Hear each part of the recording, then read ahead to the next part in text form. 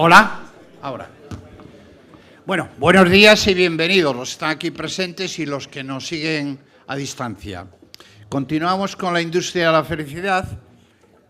Es obvio que el turismo en España es una historia de éxito. Y yo creo que tenemos en estos desayunos normalmente personas ajenas al sector que hablan del sector y que tienen una visión más periférica de la importancia que tiene, pero hoy tenemos dos agentes que yo creo que son muy significativos de lo que es el sector hotelero y el éxito de España. Y lo explico. Ese éxito que ha tenido el turismo en España, entre los factores, seguridad, infraestructuras, estilo de vida, historia, cultura, etcétera, etcétera, hay uno que seguramente se habla poco, que es la competitividad de las empresas españolas.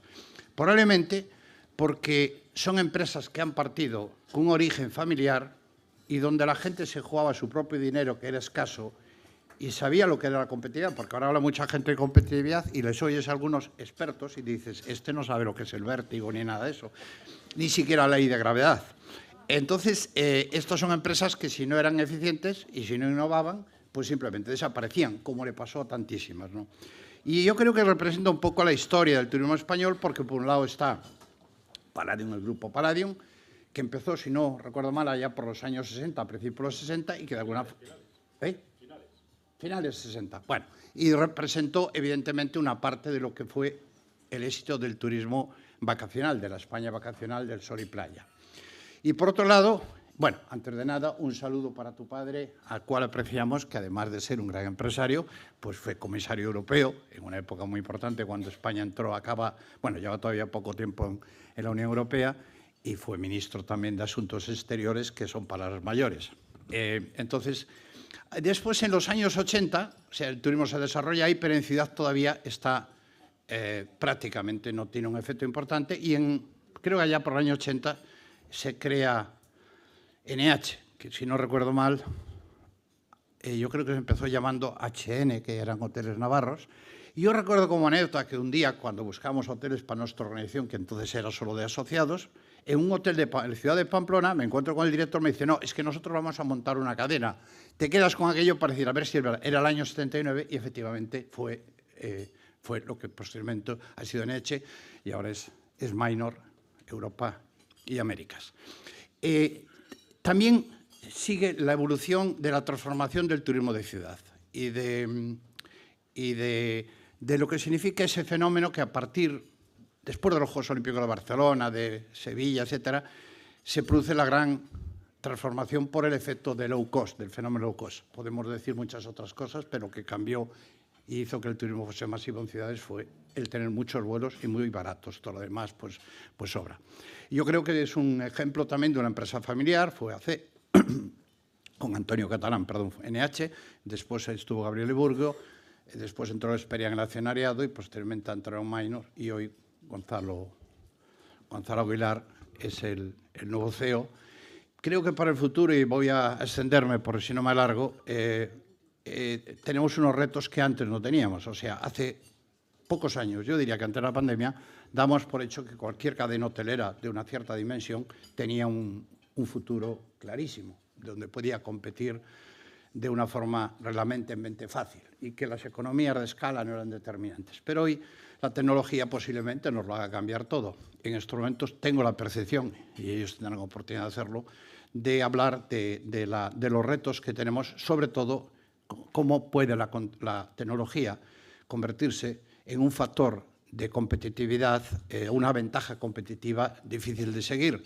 Tengo la sensación de que las grandes empresas aspiran en estos momentos a convertirse en tecnológicas, por ejemplo, Marriott, Hilton, etcétera, y probablemente las medianas compañías que pueden parecer muy grandes, pero a nivel mundial no lo son tanto, pues tengan enormes retos. En todo caso, también para España, y por su dependencia del turismo, creo que este salto tecnológico es muy importante para las empresas españolas, pero es muy importante también para crear un clúster tecnológico que no solamente se extienda, sirva para el turismo, que una vez que se crea, esto va a afectar a cualquier otro sector. Y para un país como el nuestro, con esta historia del turismo, yo creo que es lo mejor que le puede pasar en el futuro. En todo caso, Gonzalo Aguilar desde principios de año, CEO de Minor para Europa y América, Abel Matutes, de segunda generación, líder también desde hace años ya del Grupo Palladium, y Manuel Molina, que cuando tenemos así a alguien, queremos de verdad alguien que sepa de verdad y no que opine, pues recurrimos a él, con lo cual lo hacemos muchas veces. Así que muchísimas gracias a todos y a ustedes por venir. Pues se oye, ¿no? Sí. Muchas gracias a Mancio. Yo querría empezar dándote y dándos las gracias a la familia, no solo por la oportunidad de compartir esta charla y este evento, que para mí siempre es un lujo y ya lo sabéis, sino daros las gracias como sector y como industria. Lo comentaba antes y me salto un poco el protocolo por esas iniciativas que estáis llevando a cabo. Hablo, por ejemplo, del recién finalizado Foro La Toja o este círculo de charlas de la industria de la felicidad, que ya casi 50 ediciones, el foro OTUSA que hacéis en la semana de Fitur, el de inversión hotelera, que también habéis puesto en marcha, pero especialmente por el foro La Toja, porque creo que desde la industria turística se ponga el foco en la sociedad, en la política, con esas iniciativas que van mucho más allá de la industria turística y de mirarnos el propio negocio, creo realmente que ponen en valor a la industria y a los empresarios del sector que muchas veces no consiguen, no lo hacéis por ese reconocimiento, pero muchas veces no se consigue ese reconocimiento. No digo ya vosotros particularmente, sino como industria, con lo cual creo de verdad que en nombre de...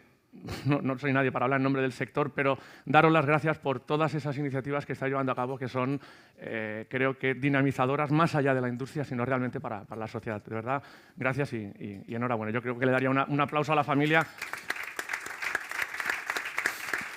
porque como organizador de eventos que también somos nosotros, sabemos el trabajo que hay detrás de eso, que es enorme.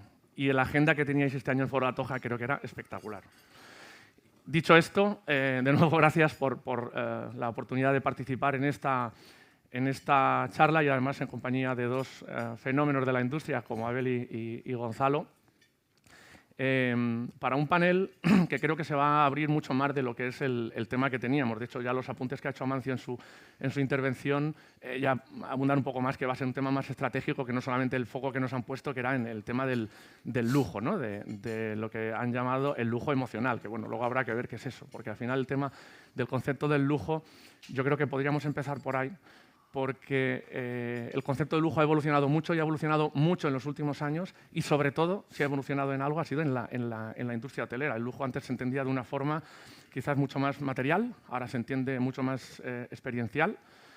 Yo antes estaba pensando, digo, menos mal que Amancio ha venido con corbata, porque cuando os he visto, digo, joder, que los hoteleros ya no vayan con corbata y tengamos que ir los demás con corbata, vamos a ver dónde está. A mí me ha pasado lo contrario. Yo de repente me veo y digo, madre del amor hermoso, qué pintas traigo. Pero bueno. No, al revés, porque puedes. Los demás tenemos que buscarnos, ganarnos la presencia de otra forma.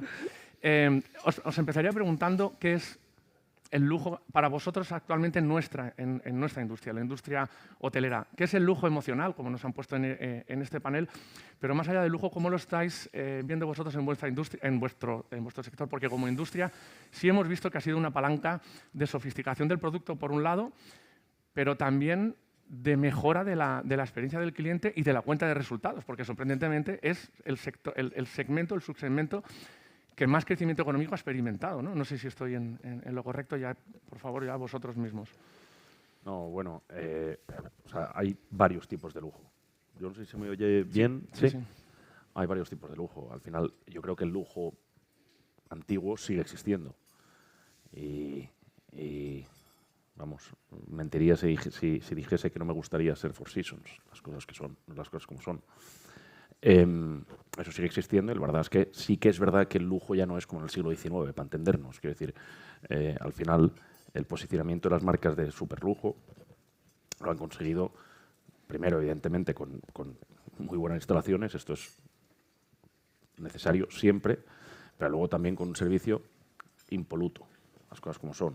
Uno de los méritos que tienen marcas como Four Seasons o Rosewood o Mandarin es que normalmente fallan poco, por no decir que no fallan. Y las muy pocas veces que fallan, y es una cosa que además tenemos que hacer todo, pues la resolución del error, digamos, también la tiene muy entrenada y la hace muy rápido. Esto es una cosa que yo creo que es fundamental en cualquier hotelería, ¿no?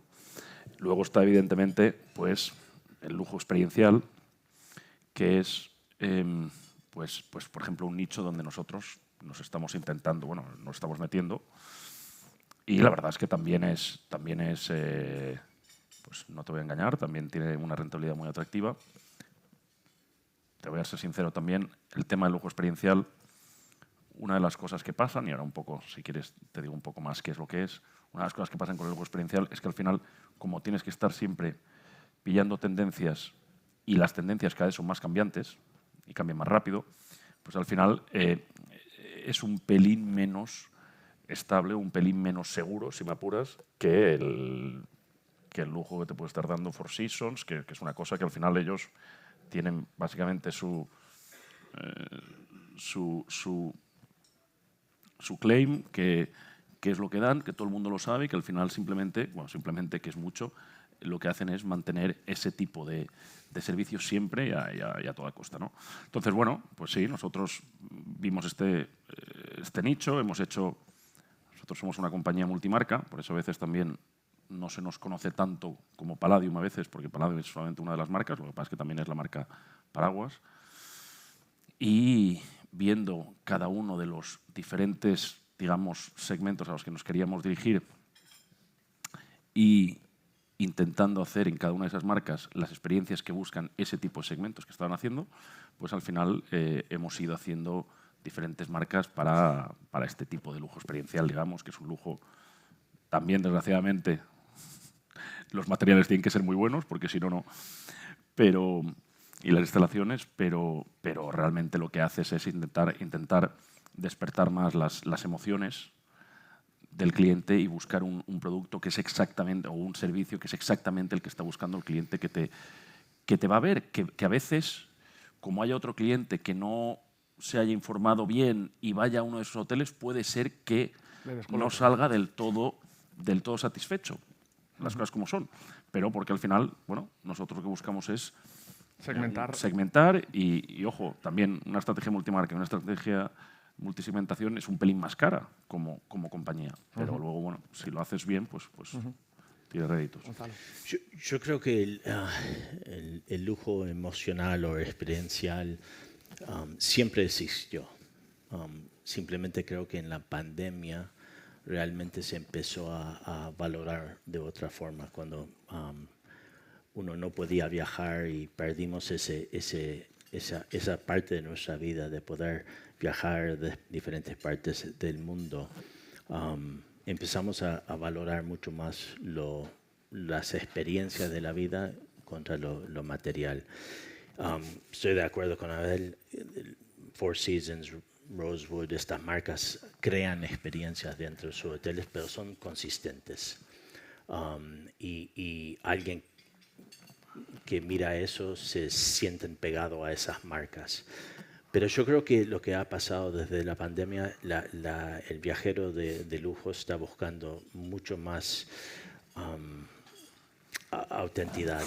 authenticity y ser parte de las culturas o las ciudades donde van.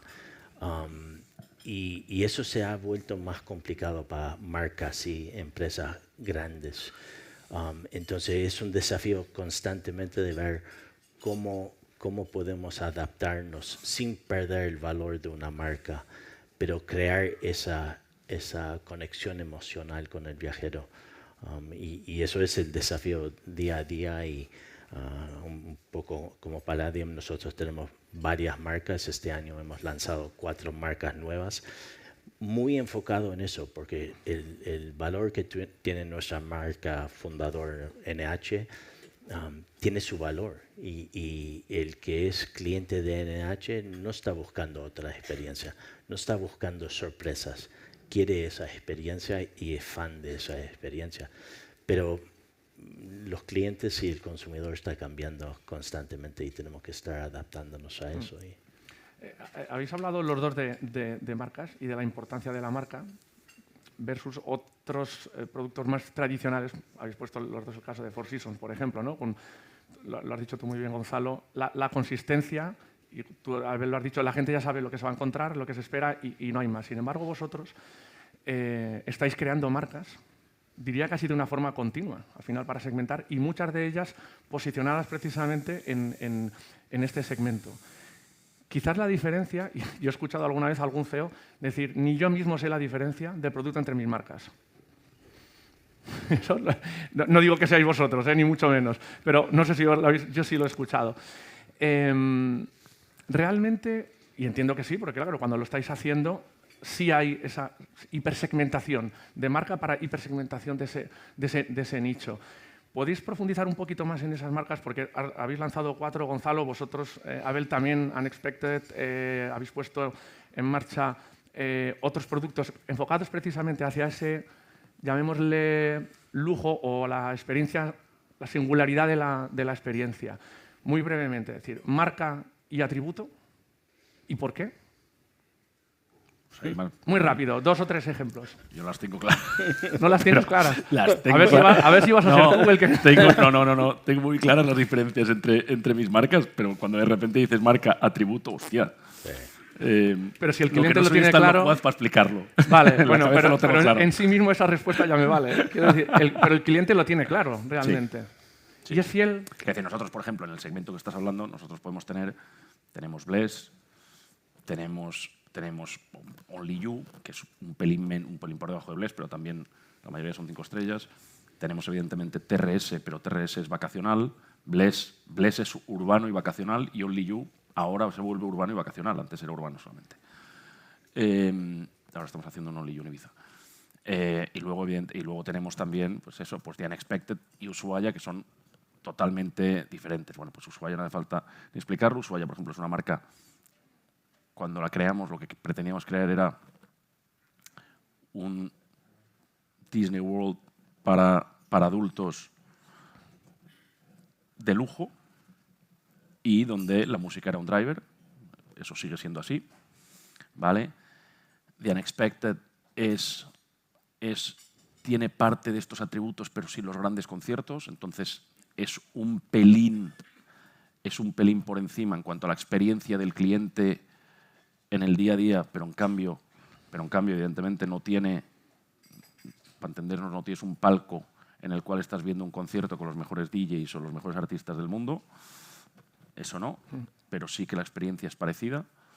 Pero claro, el tema del concierto tiene sus cosas buenas y sus cosas malas, porque también el producto a veces, o la experiencia, si no estás centrado en ese concierto, durante los conciertos sufre un pelín, evidentemente, ¿no?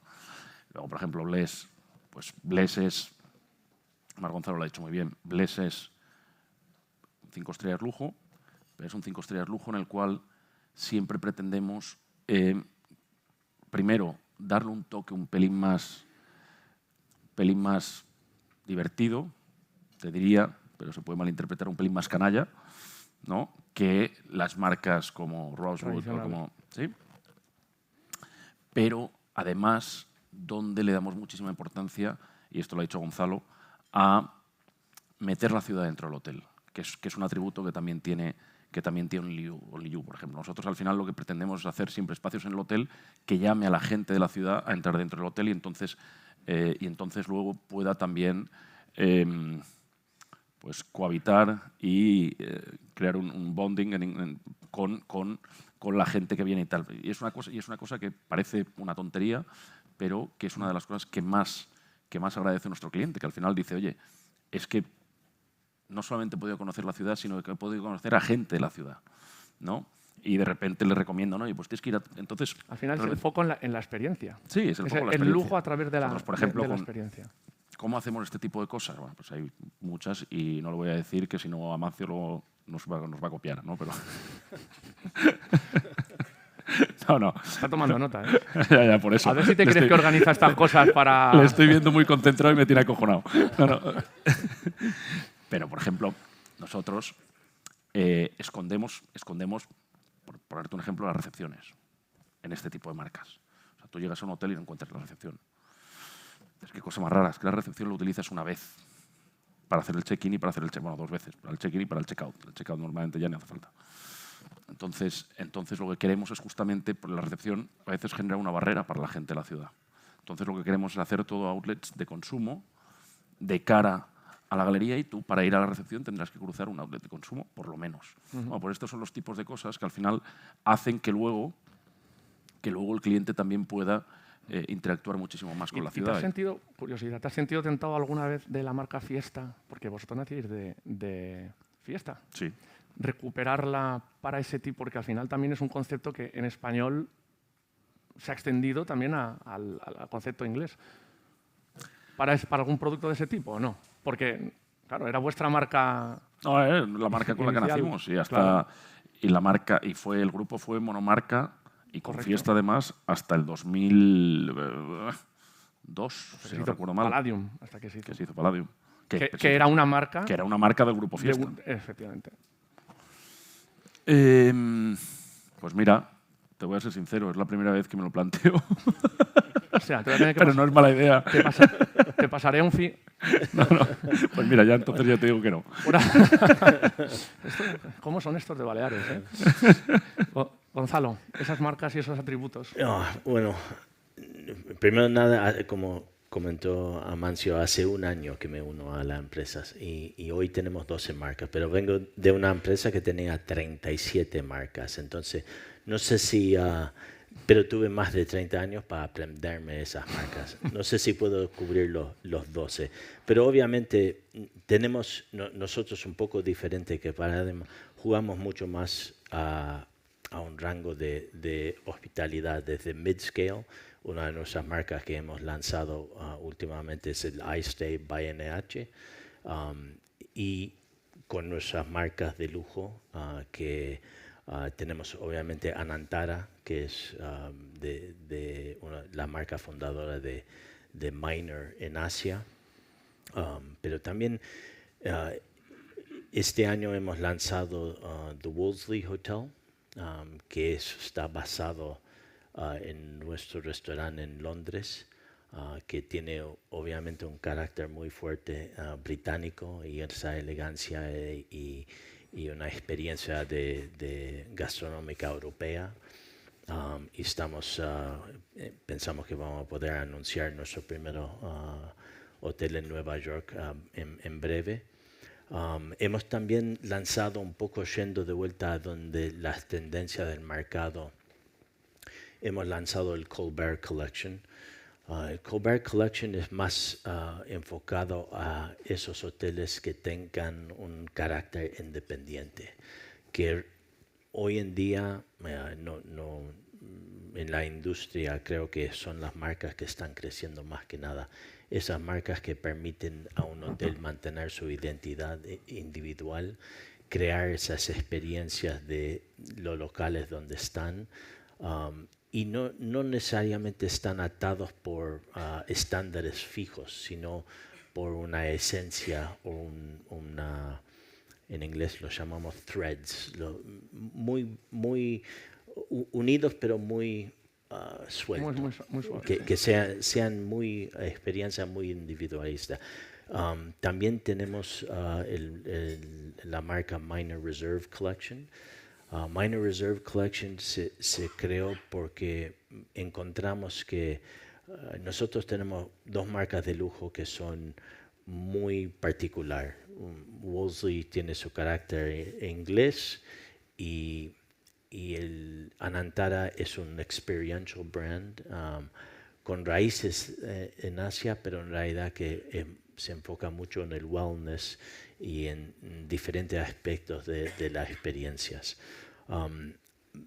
Teníamos que crear algo que permitía de nuevo encontrar esos hoteles que son muy particulares. El posicionamiento es rarity, lo que es raro, lo que es único.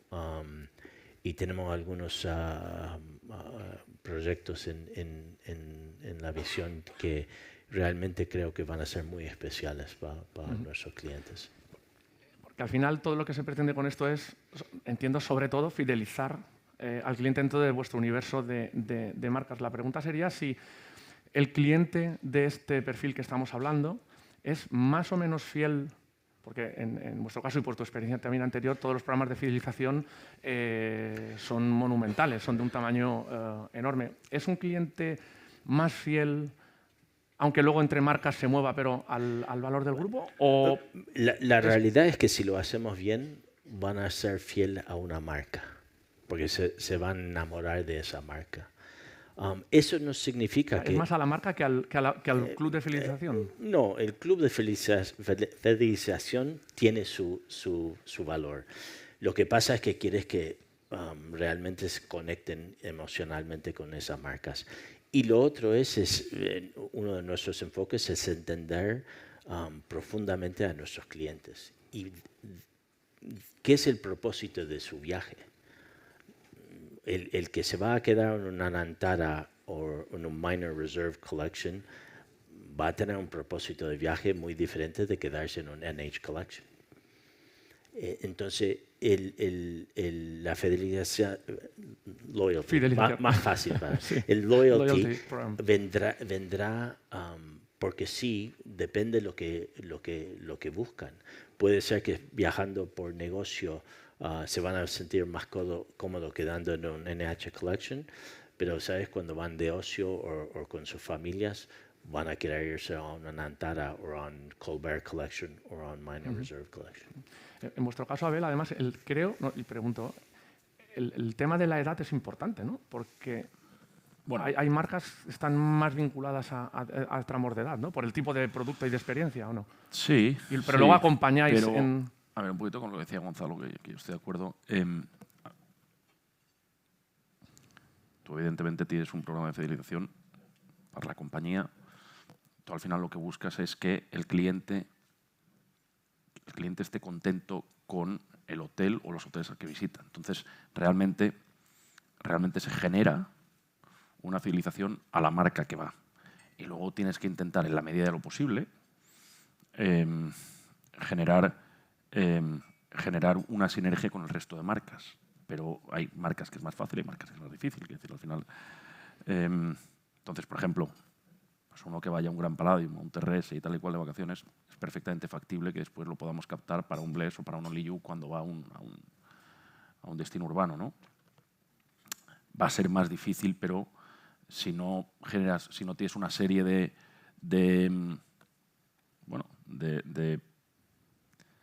características y estás buscando un tipo de, pues por ejemplo que vayas a Ushuaia. Ushuaia es un cliente que es más difícil permearlo a otras marcas, aunque también de Ushuaia permean hacia los urbanos, ¿no? Pero sí, lo que busca es que el cliente esté contento, aunque vaya a sonar raro, no con Palladium Hotel Group, sino con la marca que va o los hoteles que va, y luego evidentemente intentar generar impactos para que te genere sinergias, cross-selling con otras marcas.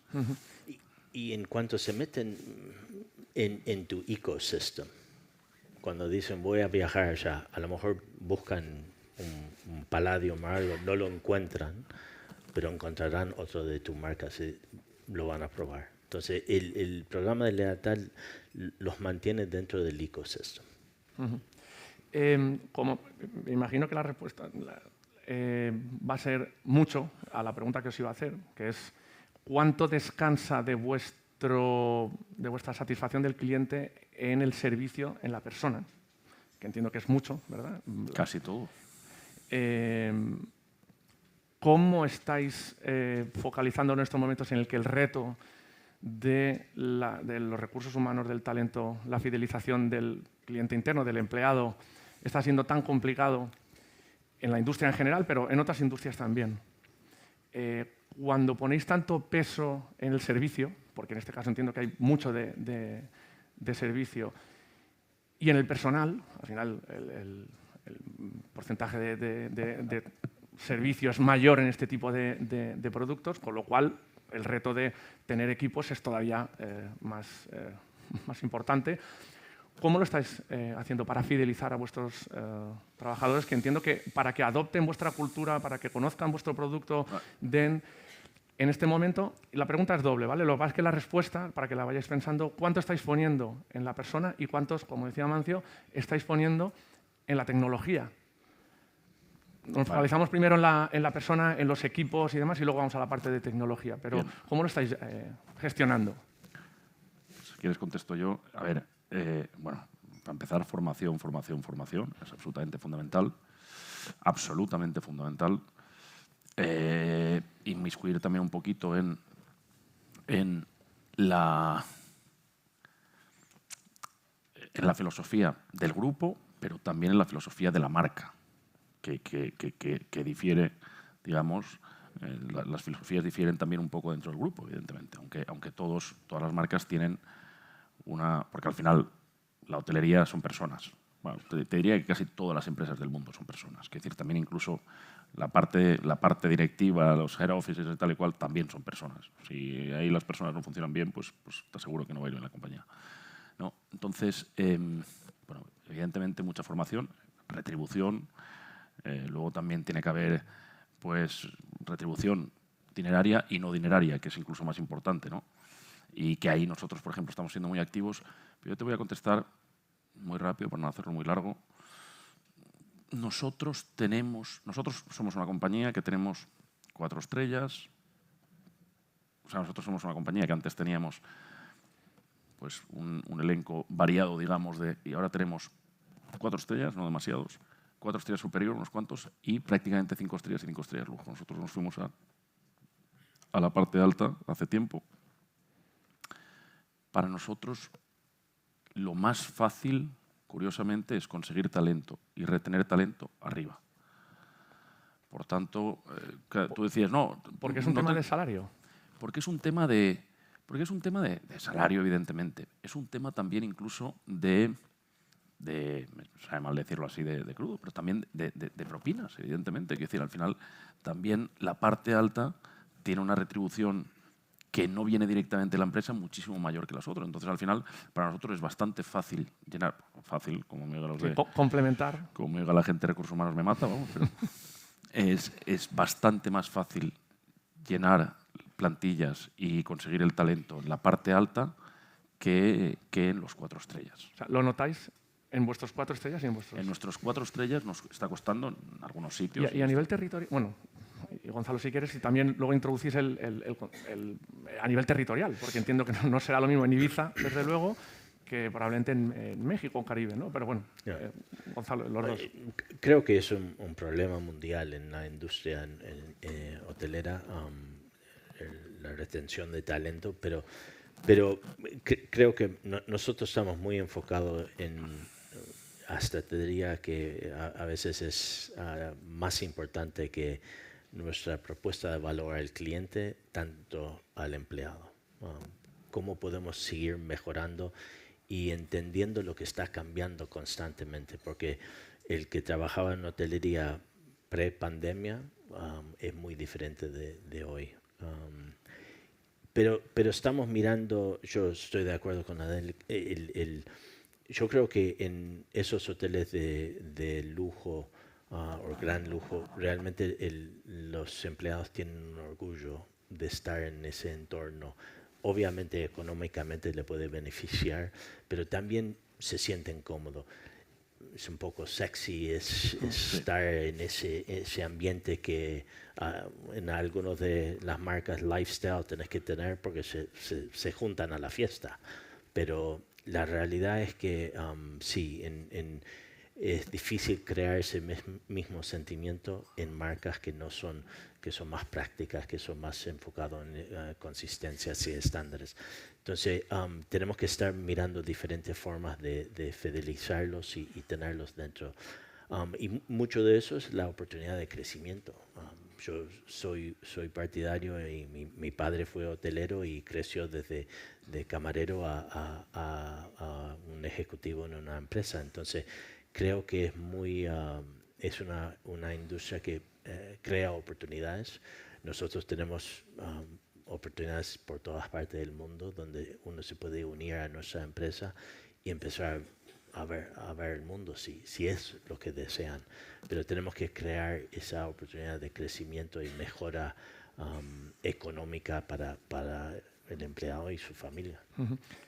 Y sigo contigo, pero también con Abel. Esa parte territorial, entiendo que lo estáis viendo en países en los que entraríamos en otra parte, que es, en otro bloque que si nos da tiempo abordaremos, que es un poco también la imagen de la industria, la propia imagen de la industria dentro de la sociedad o de las sociedades, porque al final no se está viendo igual en Asia o en Caribe lo que se puede estar viendo en zonas más maduras turísticamente. Pero entiendo que sí, como os preguntaba antes, el atributo del territorio en el que estáis intentando captar y fidelizar ese talento tiene mucho que ver. No debe ser lo mismo en Asia, en el caso que vosotros manejáis mucho, Caribe, Abel, España.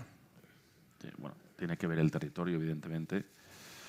Y tiene que ver, sobre todo, repito, las marcas. Es que de verdad que es mucho más importante eso. Nosotros, por ejemplo, en Caribe tenemos principalmente dos marcas, Gran Palladium y TRS. TRS está un poquito por encima, TRS es 5 estrellas lujo. Nos está costando más llenar, por ejemplo, las plantillas, por un poquito lo que ha dicho Gonzalo, también de un sentimiento de pertenencia, un sentimiento de estar un poquito más en la élite cuando estás en TRS.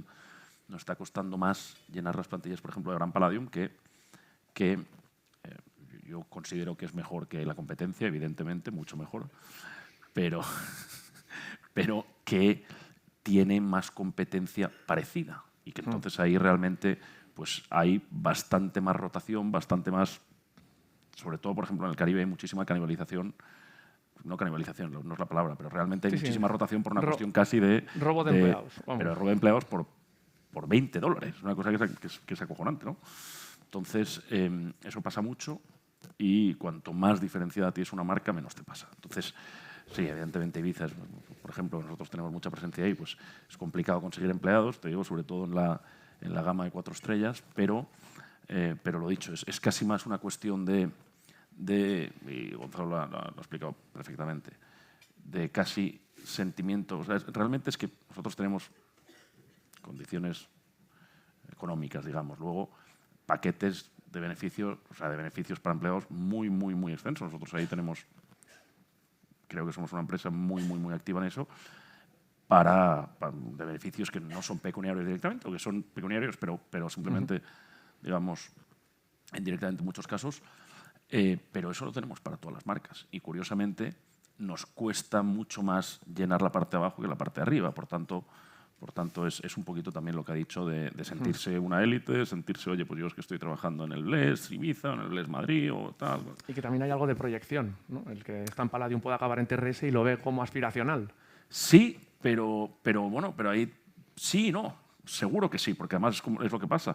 Pero si eso funcionase muy bien, siempre, claro. Lo que pasaría es que no habría tanta rotación en las marcas que están un pelín más abajo diciendo, oye, yo me voy a quedar aquí que sé que voy a llegar a TRS o voy a llegar a BLES o voy a llegar a Only You, tal. Y no siempre pasa eso, desgraciadamente. Gonzalo.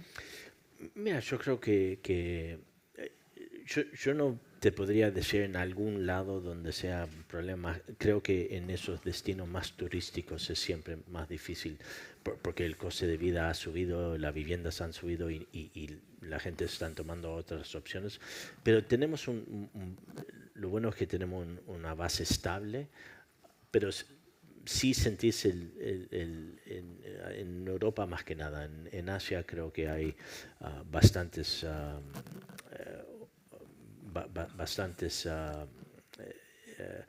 candidatos que tienen el deseo de entrar en la hospitalidad. Y en Medio Oriente también se ha empezado a sentir un poco la presión porque hay tantas aperturas, está creciendo tanto esos mercados. Pero en Europa tenemos una base sólida. El problema son más cuestiones operacionales en alguna parte donde absentismo se ha disparado por un lado. Entonces, ¿cómo reemplazas todo eso? Y eso viene más en esos lugares donde hay más un empleado transitorio que está por una temporada o cosas así. Entonces, el absentismo no vamos a entrar, pero es otra de estas grandes cuestiones que se deberían abordar desde un punto de vista incluso social, como Amancio ha dicho en alguna ocasión. ¿Os atreveríais a dar algún consejo a esos hoteleros que no están en vuestra escala, pero que sí tienen problemas de personal, que no sea que se integren en vuestras cadenas? Bueno, porque sabía que ibais evidentemente sabía que ibais a decir eso, pero ¿en qué palanca se podrían apoyar? Porque, claro, económicamente pues tienen las posibilidades que tienen, la realidad de ese universo es completamente distinta a la vuestra, pero desde vuestra experiencia, claro, estáis todos expandiendo, estáis todos incorporando. Mira, Amancio ha dicho antes una cosa que es muy cierta. A ver,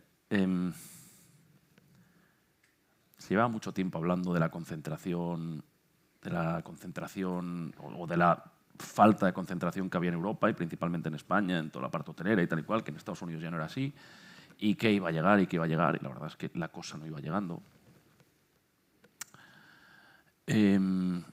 Después de la pandemia, y en esto los americanos nos han ganado la partida, las cosas como son, después de la pandemia cobró muchísima más importancia todo el tema de loyalty, todo el tema de las bases de datos grandes. Se desintermedió todo bastante más. Y además, evidentemente, cuanta más base de datos, más capacidad tienes para intentar, digamos, impactar en clientes, intentar que te vengan a tus hoteles, pero además más capacidad tienes para invertir en tecnología, evidentemente. No por base de datos, sino por una cuestión de tamaño. Y la tecnología cada vez más es absolutamente diferencial en todo, pero también en turismo, en back office, pero en front, absolutamente en todo, ¿no?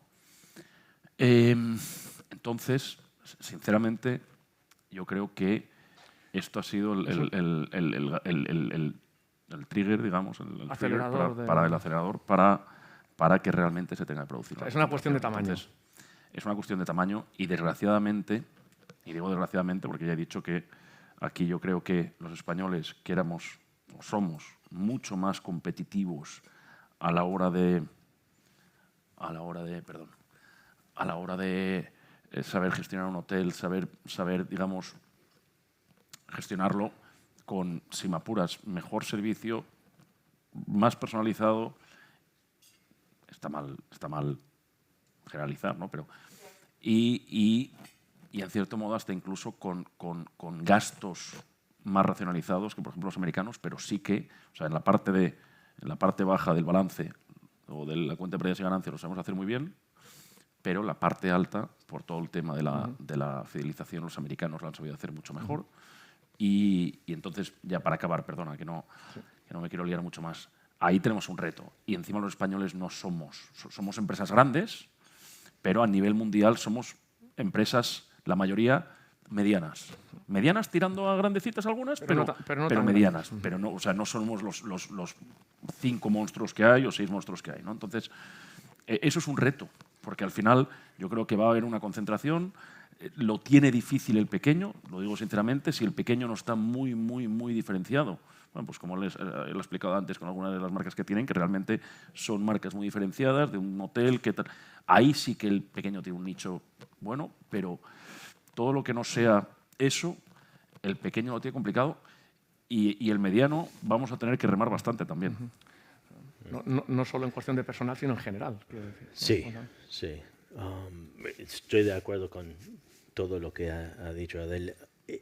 Para mí, lamentablemente, y creo que la consolidación se va a generar más y la tecnología es el driver de eso. Eso es cuando uno ve lo que están invirtiendo en estas 5 grandes en tecnología, es imposible que nosotros mismos seguimos ese mismo ritmo. Y eso va en todas partes, si es distribución, si es el base de datos del programa de lealtad, si es... en la experiencia del cliente también. La experiencia. Lo digo por la pregunta que hacía antes de cuál es el papel que juega la tecnología también. Totalmente. Es el conocimiento del cliente, que al final hace que también mejore su experiencia. Totalmente. Y nunca se salen de eso. Es la única forma de competir contra una plataforma de un OTA, es meterlos en un ecosistema donde no van si tú tienes una app, no vas a ir a buscar tarifas en el internet. Vas a tu app y estás dentro de su mundo. Y eso es lo que pasa. El independiente va a tener mucho más dificultades, y eso porque muchas de las cadenas y el modelo de franquicia ha explotado en Europa en los últimos 10 años de una forma, porque puedes seguir gestionando y aprovechando de esa experiencia de crear el máximo valor en las ganancias, pero necesitas esa ayuda para distribución y para poder tener ese acceso a esos clientes. El pequeño, al final, recuerdo un foro Hostel Tour, ¿verdad, Marina?, que hablábamos precisamente el foco estaba puesto en la concentración post-pandemia, que parecía que iba a ser mucho más acelerada, y Marina rompió una lanza, no sé, ¿lo recuerdas? Pero los pequeños también tienen un sitio, pero Marina lo decía porque ellos tienen un programa para pequeños hoteleros que tienen la oportunidad también de buscar su hueco a través de acuerdos de ese tipo. Pero eso es un poco lo que está diciendo Gonzalo también. Sí, Al final sí, claro. oye, perfecto, si tú puedes ser eficiente, porque a veces la escala pequeña te hace que seas más eficiente operativamente, ojo. Pero si puedes ser pequeño, o sea, si puedes ser eficiente operativamente, perfecto, pero por todo el tema de la explosión de la tecnología, la parte de arriba te tienes que apoyar. Te tienes que apoyar. Está claro. No queda mucho tiempo. No está inicialmente previsto, pero pedí permiso a Marina por si tenía que haber alguna pregunta por parte de vuestra, que muchas veces, siendo profesionales del sector, pues sabéis bastante más. ¿Hay alguna pregunta por parte vuestra que queráis? ¿No? Vale, pues nos quedan 5 minutos que yo querría dedicar. Si a alguien se le ocurre algo, que levante la mano, ¿vale? Y ¿sí? ¿Dónde? Ah, por aquí, sí. Lo que sí nos han dicho es que sean preguntas rápidas.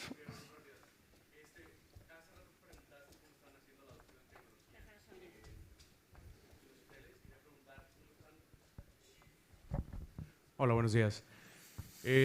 La pregunta es, ¿cómo están adoptando toda la parte de inteligencia artificial en sus hoteles y qué remuneración o qué estrategia están implementando para que esto les traiga consecuencias positivas tanto para sus clientes como para ustedes? Gracias. ¿Habéis oído, no? Sí. Inteligencia artificial. Sí, yo lo miro, es una herramienta nueva, increíble para nuestros equipos y los clientes. Con eso digo, mira, mi enfoque en hospitalidad, como dijo Adel, es un negocio de gente.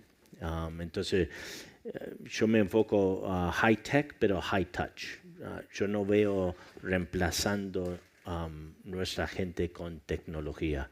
Lo que creo que tenemos que realmente usar inteligencia artificial como una herramienta para quitarnos el peso de esos trabajos administrativos o algo que en realidad no le está agregando máximo valor al cliente. Entonces, lo estamos metiendo en todas nuestras partes de back office, toda la parte de distribución, nuestros centros de reservas. Toda esa tecnología nos apoyaría para crear algunas eficiencias, pero a la misma vez quitarnos trabajo que sea más, vamos a decir, día a día administrativo, y darle más tiempo a los equipos para que se enfoquen en realidad el cliente y el negocio de gestionar el hotel y las experiencias de los clientes. Sí, en nuestro caso, yo te voy a ser muy sincero, nosotros estamos invirtiendo mucho. Y yo soy, para serte sincero, que es lo que te voy a decir, soy un zote tecnológico, para entendernos. O sea, yo simplemente entiendo lo importante que es, pero sí que es verdad que no soy la persona con más capacidades tecnológicas del mundo, ¿no? Tengo la suerte de que tenemos un equipo muy, muy, muy bueno y muy, muy, muy joven y grandecito en toda la parte de IT. Llevamos tiempo trabajando en eso, justamente porque lo vieron venir bastante rápido. Desgraciadamente lo que no fuimos tan buenos es a la hora de durante años captar las bases de datos que tienen, por ejemplo, otras compañías, y eso es un poco, el data lake no es tan grande como me gustaría, ¿no? Pero sí que lo estamos trabajando muy bien, y al final la inteligencia artificial tiene que venir, tiene que ayudar en dos lados. Uno, en quitar labores puramente mecánicas, como ha dicho él, de back office, que al final haga que la gente se pueda centrar más en temas más estratégicos. Y dos, fundamentalmente, y en eso estamos siendo muy, muy, muy activos, y además creo que es absolutamente necesario. Yo creo que la inteligencia artificial, ya te digo que yo no soy el tío más tecnológico del mundo, desgraciadamente, pero es una nueva revolución, es la nueva revolución industrial de este siglo, ¿no? Entonces, es absolutamente fundamental también para todo el tema de ventas. Es decir, nosotros estamos todo el rato trabajando con modelos de inteligencia artificial para intentar entender más el comportamiento de compra de nuestros clientes o de los potenciales clientes, las palancas, digamos, que hagan que conviertan o no. Y para todo esto estamos siendo muy, muy, muy activos. Yo siempre digo que tenemos una base de datos no todo lo grande que me gustaría, pero sí que estamos trabajando muchísimo para conocerla muy bien y para evidentemente, generar los ingresos que se puedan en esa base de datos, pero también incluso a través de esto no solamente es generar ingresos, sino además generar satisfacción en esta base de datos, que es importante, ¿no? Para luego a largo plazo pues seguir teniéndola repitiendo. Pero es fundamental.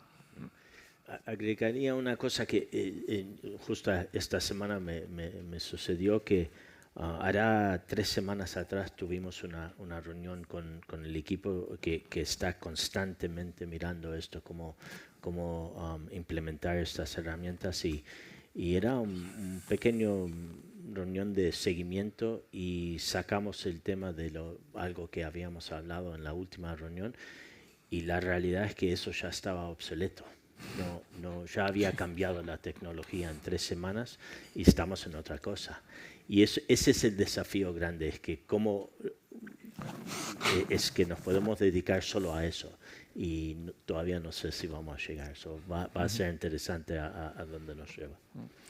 Estamos prácticamente fuera de tiempo. Yo quería, para terminar, volviendo al foco de la charla, que era el tema del lujo emocional y demás, casi es más a modo anecdótico, que nos contarais como viajeros, vosotros, cuando vais, lógicamente, con ojo crítico de viaje, tenéis vuestras propias experiencias turísticas, os alojáis seguramente en otros hoteles para ver cuál ha sido esa última experiencia que habéis tenido. Ahora hablas justo de una anécdota que te había pasado recientemente, pero en algún viaje, en alguna, no necesariamente vacacional, puede ser también de negocio, ese toque, esa experiencia, y lo amplío, no necesariamente al lujo, ¿no? Pero que digas, esto me ha gustado, que puede estar en un hotel grande, en un hotel pequeño, en un hotel boutique, en un hotel familiar. Si está directamente vinculada con el lujo, que era un poco el foco de la charla, mejor. ¿Recordáis algo que os haya impactado y que os hubiera gustado integrar? Yo tuve una experiencia, diría, y no era uno de mis hoteles, era que entonces en realidad no me conocían tan bien. Y cuando llegué al hotel, llego a mi habitación, me gusta correr y me gusta automovilismo. Cuando llegué a mi habitación, todos los hoteles de lujo te ponen algo en la habitación, un canasta de fruta, algún toque, ¿no? Pero en este caso me habían dejado una biografía de Ferrari en la mesa de luz, y me habían dejado mapas de dónde correr en la ciudad. ¿Y no te dio un poco de miedito? Sí, hasta creo que me están stalking un poco de menos mal que tus aficiones son sanas, y la realidad no es lo que digo. Pero ese servicio personalizado a mí me hace la diferencia, ¿no? El servicio personalizado, que realmente enlaza perfectamente con lo que todos estamos diciendo. Abel, no tienes por qué decirnos cuáles son tus aficiones, pero que la experiencia fuera satisfactoria. Dejar un liguero, ¿no?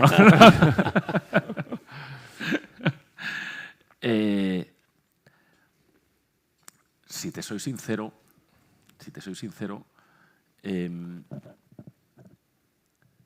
hace tiempo que no me llevo sorpresas y ahora voy a ser un poco... pero sí que es verdad que este tipo de cosas me pasa mucho y lo agradezco mucho, pero en hoteles normalmente míos. Entonces, ¿El no qué? Me conozco, o sea, en hoteles míos, tal y cual, de repente tienen muchos estos detalles, tal, o si algún día es una fecha un poco especial por cualquier cosa de tu hijo, tal, pues de repente te ponen una cosa y estás viajando fuera, es el cumpleaños de un hijo tuyo, pues te hacen una tarta, un tal. Y eso son cosas pero sí que es verdad que son gente, claro, evidentemente, que me conocen bien a mí. Lógicamente. Yo, por ejemplo, me acuerdo a mí una cosa me sorprendió de hace tiempo, por tanto pero fue la primera vez que lo vi y la verdad es que en ese momento me pareció, te estoy hablando hace 20 años, fui a un hotel en Maldivas y de repente en la habitación, que me pareció un detalle magnífico y además una forma de consumir mucho más, o sea, de gastar más, vamos, al final, pero gastar dejando pues muy satisfecho al cliente. Yo me encontré que de repente yo llegué a mi hotel y me habían dicho, y realmente ahí no sé exactamente bien cómo. ¿De dónde lo sacaron? Sí, esto fue la luna de miel, estoy hablando.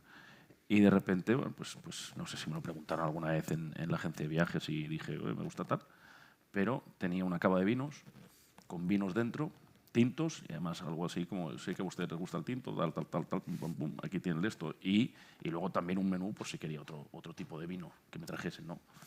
Y eso fue una cosa que me sorprendió muchísimo, la verdad, y aún me acuerdo.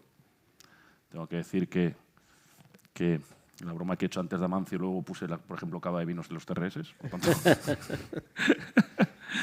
Pero por eso lo preguntaba precisamente, ¿no? Por esas experiencias que luego... Sí. Pero son cosas que a al lo final... mejor unas copias, pero las evolucionas o Claro. la tienes... Sí, pero eso fue una cosa que realmente me sorprendió.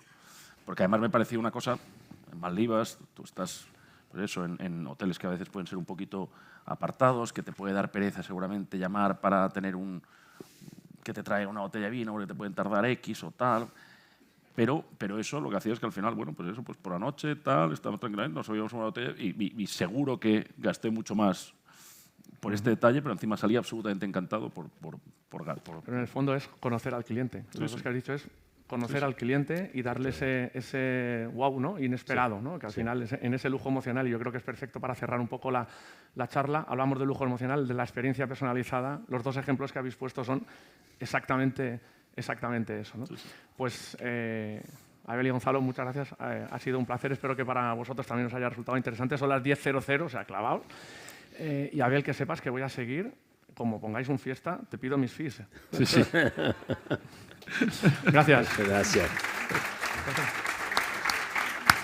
Abel, Bueno, pues Abel. muchas gracias.